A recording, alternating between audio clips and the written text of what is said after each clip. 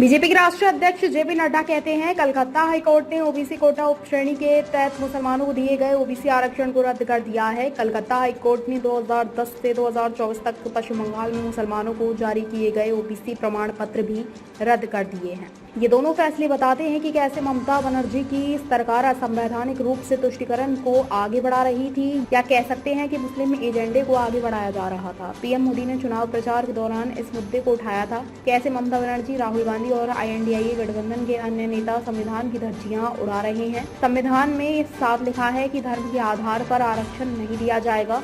ममता बनर्जी ने कहा कि वह हाई कोर्ट के फैसले से सहमत नहीं है। कानून से ऊपर कोई नहीं है। हम सब जानते हैं कि आज कलकत्ता हाई कोर्ट ने जो मुस्लिम को ओबीसी का आरक्षण यानी ओबीसी कोटा सब कैटेगरी में जो आरक्षण दिया जा रहा था उसको कलकत्ता हाई कोर्ट ने निरस्त कर दिया है। साथ ही साथ जो ओबीसी सर्टिफिकेट वेस्ट बंगाल में मुस्लिम्स को दिया जा रहा था 2010 से लेकर के 2024 तक, उसको भी हाई कोर्ट ने निरस्त कर दिया है।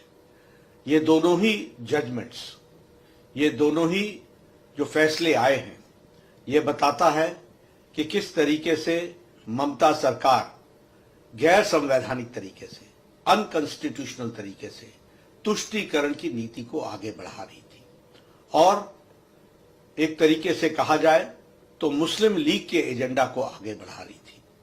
प्रधानमंत्री मोदी जी ने इस चुनाव में बड़े स्पष्ट शब्दों में इस विषय को उठाया कि किस तरीके से ये इंडी गठबंधन, ये घमंडिया गठबंधन, ये ममता, ये राहुल गांधी, ये बाकी सारे टोला जो है, ये किस तरीके से घमंडिया गठबंधन के तहत एक तुष्टीकरण की नीति और तुष्टीकरण के साथ साथ ये सब लोग संविधान की धज्जियां उड़ा रहे हैं।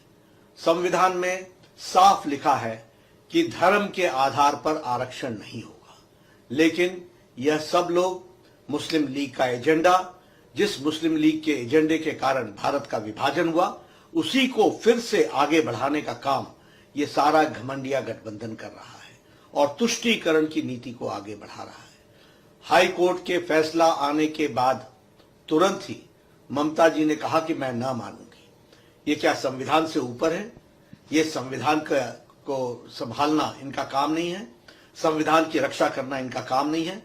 ममता जी ने संविधान की रक्षा की शपथ लेकर के वो मुख्यमंत्री बनी है और संविधान के से ऊपर कोई भी नहीं है।